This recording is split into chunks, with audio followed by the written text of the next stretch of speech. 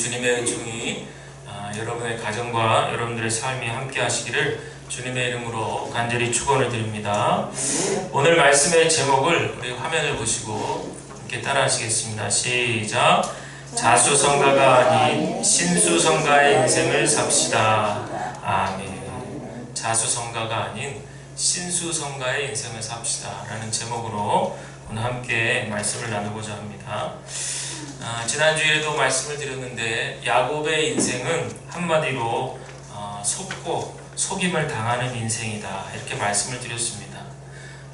사실 그 이면을 들여다보면 야곱의 이면을 들여다보면요 굉장히 이기적이고 야망, 욕망에 불타오르는 마음이 들어있다는 것을 알게 됩니다.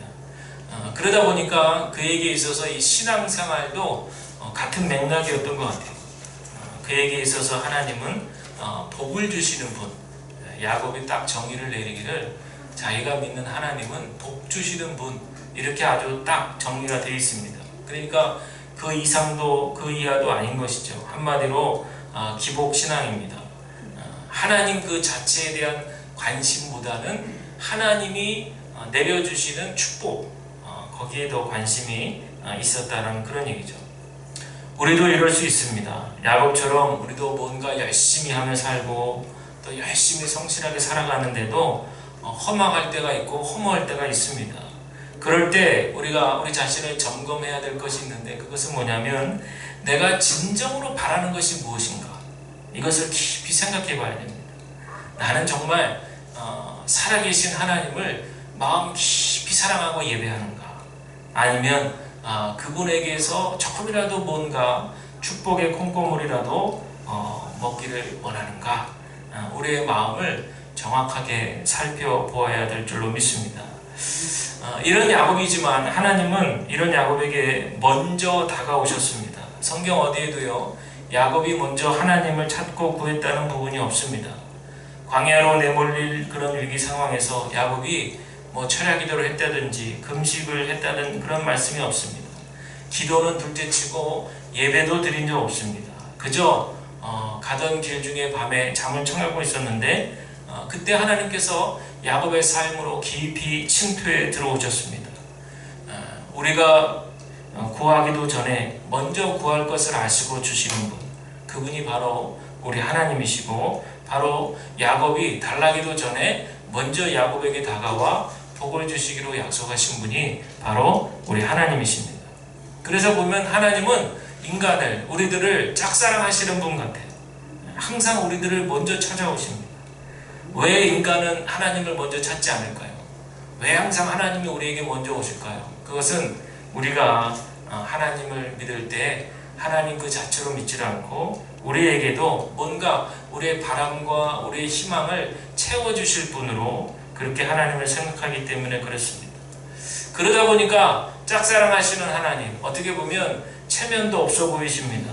무작정 인간을 사랑하시고 또 사랑하시는, 오죽하면 인간이 하나님 말고 다른 의지할 거 뭐 없나 이렇게 생각했던 시절에도 하나님은 슬픈 마음이지만 안타까운 마음으로 그들에게 예언자들을 보내서 그들을 깨우치게 하셨고, 그것도 모자라니까 이제 아들 대신 예수 그리스도를 통해서 우리를 구원해 주신 분이 바로 우리 아버지 하나님의 사랑입니다. 왜 이렇게 하나님은 야곱을 사랑하시고 우리를 사랑하실까요? 인간적으로 보면 야곱이 얼마나 밉살스럽고 얄미운지 모르겠어요. 그런데도 하나님은 참 무덤덤하신지 무한 사랑을 계속 반복하십니다. 여러분, 성경의 탕자의 비유 말씀 떠오르시죠? 첫째 아들은 그 아버지의 많은 재산을 관리하느라고 얼마나 열심히 노력하며 일했는지 모릅니다. 그런데 자신의 수고는 아버지가 아시는지 모르는지 그저 둘째 아들만 생각하는 거죠. 둘째 아들은 버르장머리 없이 자기가 아버지가 돌아가신 다음에나 물려받을 수 있는 재산을 미리 땡겨받고는 그 받은 재산 가지고 세상 속에 나가서 허랑방탕하게 다 쓰고 거짓골이 돼서 돌아오지 않습니까? 그런데도 아버지는 이 둘째 아들을 버선발로 신발도 신지 않고 뛰쳐나가서 둘째 아들을 끌어안고 껴안고 입 맞추고 그렇게 기쁨을 표현합니다. 그것도 모자라서 마을 사람들을 다 집으로 초대해가지고 살진 송아지 잡고 우리 아들이 돌아왔어요. 우리 아들이 돌아왔어요 여러분들 이러면서 기뻐하는 그 모습을 그 곁에서 우울하게 바라보고 있는 이는 누구겠어요? 큰아들인 거죠. 큰아들의 마음속에는 아이 저런 놈을 용서해 주다니, 그럼 나는 뭐야? 내가 지금까지 했던 고생은 다 뭔가? 이런 생각을 하는 모습, 바로 우리들의 모습이 아닌가 싶습니다. 우리 하나님은 우리를 충분히 배려하시고요, 야곱도 마찬가지입니다. 욕망의 시간들을 다 하시면서도 기다리시는 거죠. 자기 멋대로 살아온 인생들을, 야곱의 그 인생을 다 알고 계시는데 때를 기다리시는 겁니다. 은혜를 베풀었는데 은혜를 받아들일 때가 있다는 거예요. 그래서 하나님은 기다리시는 겁니다. 마치 한창 사춘기를 앓고 있는 자녀들이, 심한 사춘기병을 앓고 있는 자녀들이 방문을 꽉 닫고 들어가가지고 문을 잠그고 나오지 않을 때, 그때 밖에서 부모가 애끓는 심정으로 그 문이 열리기를 기다리는 그 어떤 부모의 심정과도 같다, 이렇게 저는 생각이 듭니다. 아담과 하와가 에덴 동산에서 선악과 따먹을 때도 하나님은 그들을 기다리셨어요. 어떤 걸 기다렸냐? 회개할 시간을 기다린 거죠. 돌이킬 시간을 기다린 겁니다. 득달같이 그들에게 나타나셔서 내 이놈 어딜 하면서 불의 심판을 하시지 않았습니다. 그저 안타까워 하시는 거죠. 그러나 우리 하나님은 죄와는 결코 타협하실 수 없는 분이기 때문에 판단 내리셔야 됐어요. 그래서 그 아름다운 에덴 동산에서 그들을 쫓아내야만 하는 것이 안타깝지만 하나님의 마음이에요. 그러나 하나님은 그냥 그들을 내치시지 않았어요. 벌거벗은 몸을 부끄럽게 생각하는 그 상황에서 그들을 그냥 그 몸체로 내치시지 않고 가죽옷을 입혀서 내보내셨다, 이렇게 말씀하고 있습니다. 하나님은 이런 분이시죠. 죄 가운데, 우리가 죄악 가운데 있을 때 슬퍼하시면서도 애통해 하시는 분이 우리 하나님이십니다. 어떻게 하면 다시 좀 살릴 수 없을까? 어떻게 하면 좀 회복시킬 수 없을까? 이것을 깊이 고민하시는 분이 바로 우리 하나님이십니다. 당시에 야곱이 살던 고대 세계에는 어떤 가치관이 있었냐면 다신 종교의 사회입니다. 그래가지고 여러 신들, 정말 수만 종의 신들이 편만해 있었어요. 그러다 보니까 체증 현상이 일어나는 거죠. 자기 영역이 다 따로따로 있는 거예요. 그래서 그 당시에 사람들이 생각하는 신관이라고 하는 건 뭐냐면 그 수많은 신들이 자기 영역 안에 딱 멈추어져 있다라고 생각을 했어요. 그러니까 이런 관념에서 볼 때 야곱이 생각했던 신관은 뭐냐면 자기가 믿는 하나님도 그저 고향 땅에 나 계시는, 우리 조상 대대로 믿었던 그 고향 땅에나 계시는 하나님이시지, 내가 이렇게 멀고 먼 힘든 길 이렇게 와서 고생하는 여기까지 하나님이 와 계시지는 않을 것이다, 이렇게 야곱은 생각하는 거죠. 그런데 여러분 어떻습니까? 한밤중에 길가에 있는 야곱에게 하나님 나타나셔서 너와 내 자손을 후손에게 복을 주시겠다, 내가 너와 함께 하겠다라고 약속하신 거죠. 우리가 좀 전에 불렀던 찬송 438장 3절 가사를 보니까 높은 산의 거침들이 초막이나 궁궐이나 내 주 예수 모신 곳이 그 어디나 하늘나라. 내 주 예수 모신 곳 그 어디가 되든지, 그것이 예배당이 되든 세상이 되든 가정이 되든 어디가 되든지 간에 그것이 바로 하늘나라다, 이런 얘기죠. 여러분, 살아계신 우리 하나님은 지금 예배하는 이곳에서도 계시지만 우리가 살아가는 일상의 삶 속에서도 여전히 살아계시다는 사실을 기억하시길 바랍니다. 우리가 어느 곳에서 어떤 모양으로 있든지 우리 하나님은 여전히 우리 삶에 깊은 관심을 갖고 계세요. 그리고 우리를 선한 길로 인도하시기를 원하시는 줄로 믿습니다. 그래서 하나님은 야곱을 만난 그 베델에만 계신 것이 아니고 야곱이 이제 가고자 하는 하란 땅에도 계시는 거죠. 외삼촌에게 그렇게 속임당하고 손해를 입었던 20년 동안의 그 악몽 같은 시절에도 우리 하나님은 그와 함께하고 계셨다라고 하는 겁니다. 흔히 고난이 오면 우리는 너무 힘들어서 하는 말이지만 하나님 도대체 살아계십니까? 하고 울부짖을 때가 있습니다. 도대체 이런 고통 속에서 하나님은 무엇이라도 하십니까? 이렇게 얘기합니다. 도무지 이해가 되질 않는 거죠. 내가 왜 지금 이런 고통을 경험해야 되는지 이해가 되질 않습니다. 그래서 여러분, 우리에게 믿음이 필요한 거예요. 하나님에 대한 전적인 신뢰가 필요한 겁니다. 내가 이렇게 매를 맞아도 지금 당장은 왜 맞는지 알 수 없지만 분명히 이 매맞는 고통 속에서도 하나님의 선하신 뜻이 있을 것이야. 지금은 모르지만 다 지나가고 나면 그 하나님의 선하신 뜻을 분명히 밝혀낼 줄로 믿는 그런 믿음이 저와 여러분들 가운데 있어야 될 줄로 믿습니다. 그렇다면 야곱은 그렇게 고통스러웠던 20년의 시간을 어떻게 보낼 수 있었을까요? 아무리 믿음이 있고 그랬다고 하지만 그래도 이거 한두 해도 아니고 20년 세월인데 20년 동안 어떻게 그렇게 기나긴 고난의 시간을 보낼 수 있었을까요? 하나님은 감당할 만한 시험만 주시는 거예요. 참 이게 은혜예요. 하나님은 감당할 만한 시험만 주세요. 그래서 무작정 광야로 내모시는 것이 아니라 그 가운데서 견딜 수 있는 그 사람만이 뭔가 그 마음속에 견딜 수 있도록 뭔가 안전장치를 주신다는 거예요. 야곱의 경우는 그게 무엇일까요? 바로 사랑하는 아내 라헬이었습니다. 야곱이 그렇게 20년 동안 버틸 수 있었던 것은 다른 게 아니에요. 오직 나를 바라보고 있고 또 내가 바라보는 사랑하는 여인 라헬과 가족이 있었다는 거죠. 삼촌에게 속임을 당했으니 얼마나 분이 났겠어요. 그렇지만 그 분노가 일어났어도 그 야곱의 마음 한켠에는 여인을 사랑하는, 아내를 사랑하는 그 순수한 열정이 그 야곱의 마음을 다 이렇게 어루만져 주었습니다. 이 마음도 저는 하나님이 주신 마음이라고 그렇게 믿습니다.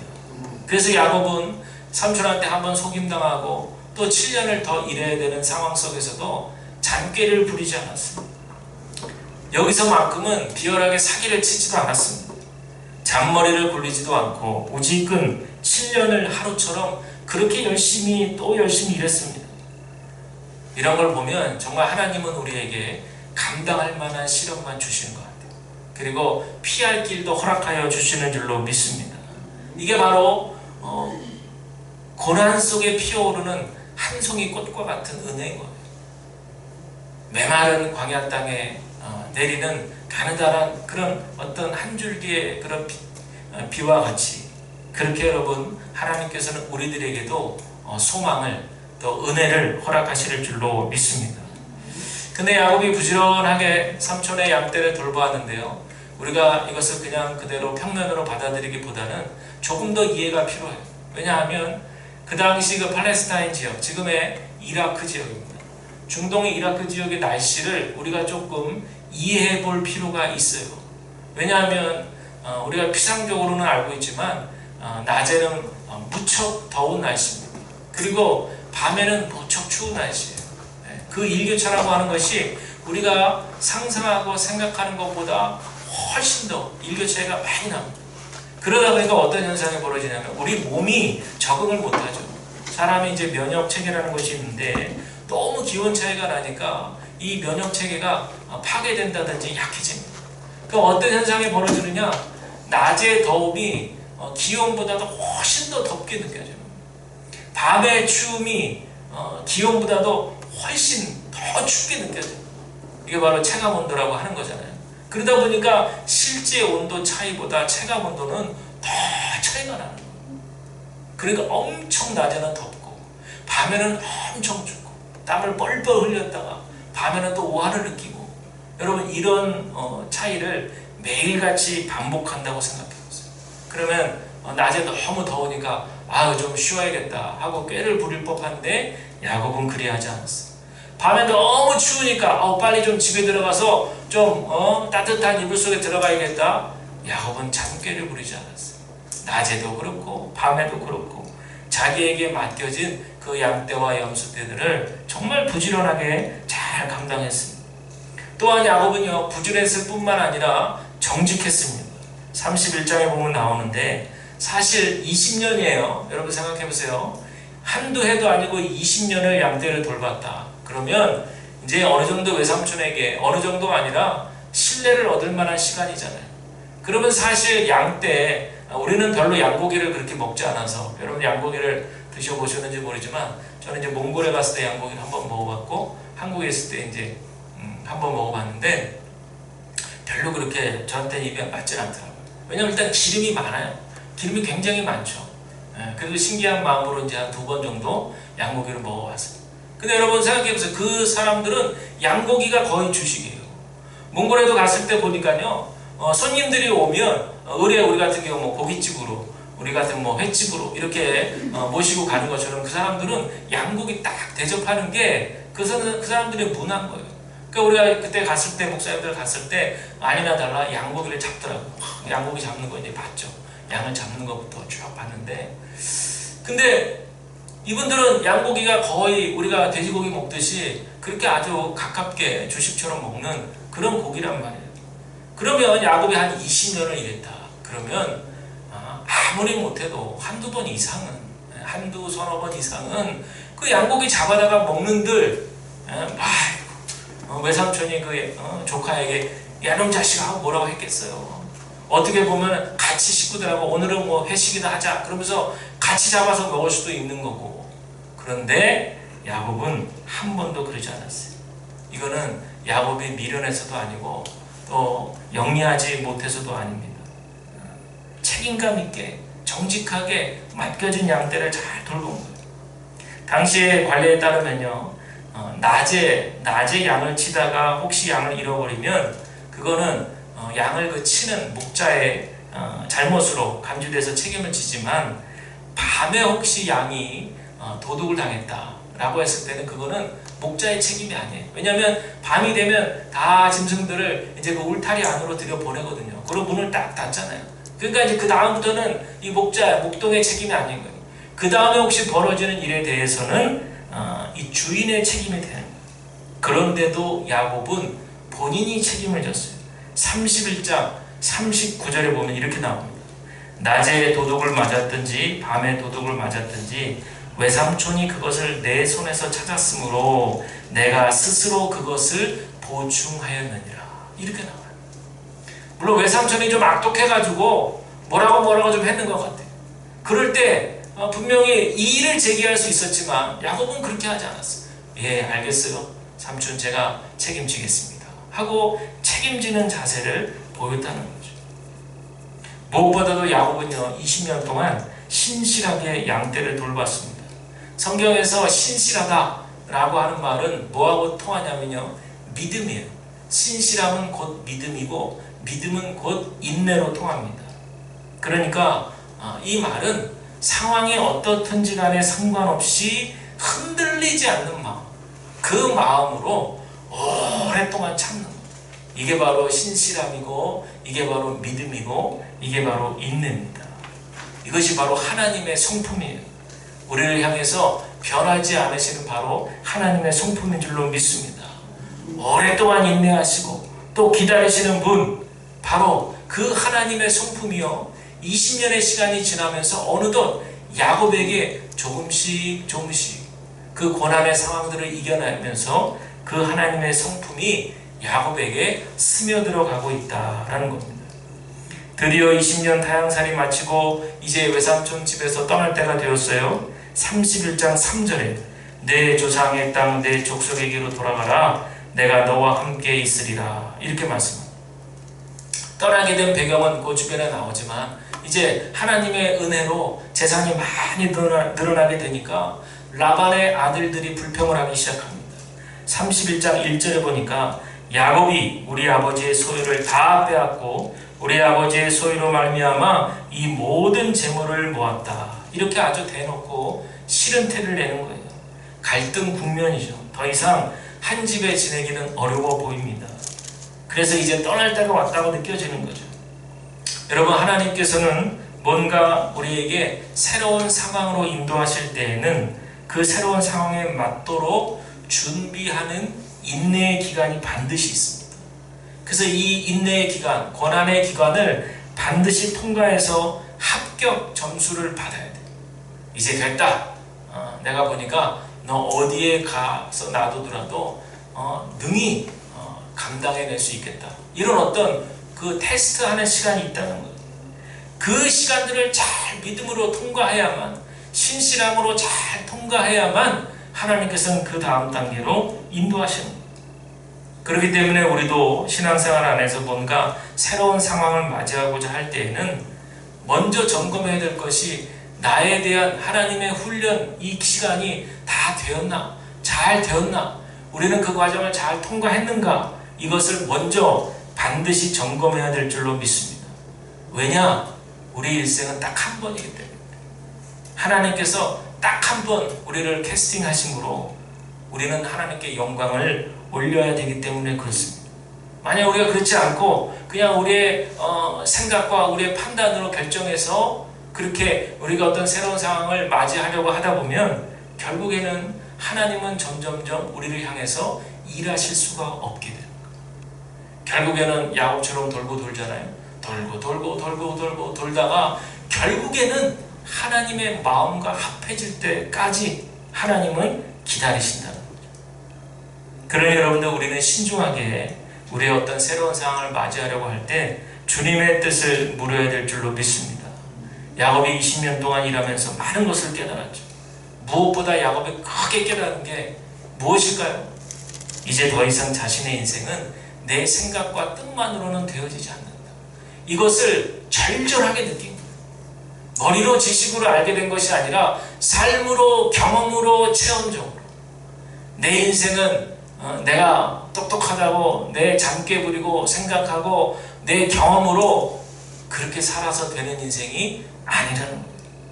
오직 하나님께서 내 인생을 축복의 길로 설계하시고 인도하시고 계획해 주신다는 그 믿음을 마음 가운데 확신을 가지고, 그리고 그분이 이끌어 가시는 그 길에 내 인생을, 내 삶을 다 맡기고 가야 된다는 것을 야곱은요 20년 동안 일하면서 깊이 깨닫게 된 겁니다.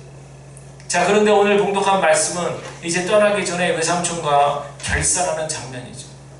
외삼촌이 그래도 수고했으니까 어떻게 네 수고에 보답해 주랴. 야곱이 다 괜찮습니다. 다만 삼촌이 가지고 계신 그 많은 짐승들 재산 중에 약간만 제가, 그 약간이라는 게 뭐예요? 얼룩진 거, 점 있는 거, 검은 거, 양이나 염소 중에서 그런 거만 제가 좀 취할 텐데, 그런 게 전체 양 중에 아주 극히 일부인 거예요. 그런데 말씀을 보니까 외삼촌이 그래 알았어 라고 쾌히 승낙해 주면서 뒤에 가서는 어떻게 했어요? 그것마저도 마음에 들질 않아가지고 점 있는 거, 얼룩진 거, 뭐 검은 거 이런 거 싹 뒤로 빼가지고 누구한테 줘요? 자기 아들들한테 탁 줘버리는 거죠. 아예 그냥 그런 게 없는 것처럼 하려고. 그리고 거기다도 모자라가지고 어떻게 합니까? 양떼와 야곱 사이의 거리를 확 띄워놓는 거죠. 그래서 가까이 가지 못하도록. 이 정도로 아주 외삼촌이 자기 이속만 차리는 거죠. 자, 그런데 희한한 일이 벌어지지 않습니까? 버드나무, 살구나무, 신풍나무라고 했는데 이게 플라타너스 나무입니다. 거기 푸른 가지를 탁 벗겨서 껍질을 벗기니까 흰무리가 나오면서 거기를 알록달록하게 만든다. 그리고는 양떼들이 이제 물을 먹으러 개천의 물구유가에 오는데 그때 그 나뭇가지를 탁 세워놨습니다. 그리고는 물 먹으면서 왔다가 그 나뭇가지를 보는 양들은 새끼를 베는데 야곱이 바라는 대로 얼룩진 거, 검은 거 이런 것들이 쫙 나오는 거죠. 그래서 딱 와가지고 튼튼한 아주 건강해 보이는 그런 양들이 오면 딱 나뭇가지를 세워가지고 보도록 하고, 좀 애가 약해 보이고 이런 것들은 딱 나뭇가지를 숨겨가지고 보지 않게 하고, 야곱도 머리를 쓰는 거죠.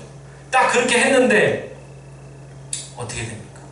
하나님께서 복을 주셔가지고 온전히 야곱에게 은총을 주셔서 나뭇가지를 보는 양과 염소들은 풍덩풍덩 새끼를 그렇게 많이 베고 나는 거예요.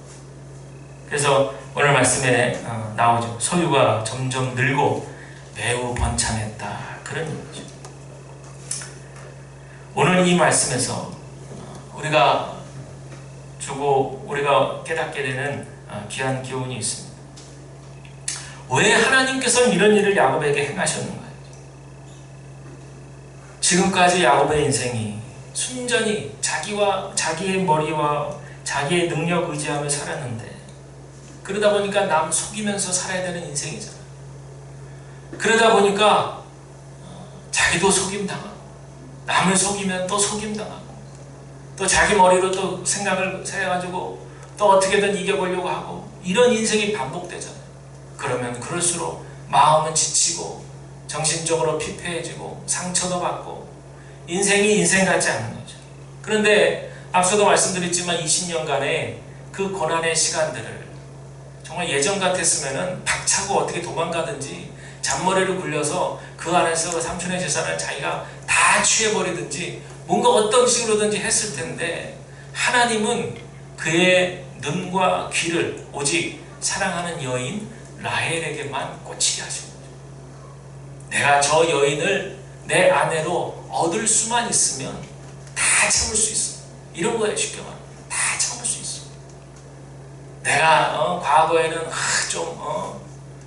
좀 요령도 좀 피우고, 내 과거에는 지략도 좀 있었고, 세상을 내가 정말 내 생각대로 잘 헤쳐나갔지만 이제는 그게 아닌 거예요. 야곱도 이제 깨닫는 거죠. 자기의 그런 머리의 생각, 경험으로는 인생이 되지 않는 것을 깨닫는 겁니다.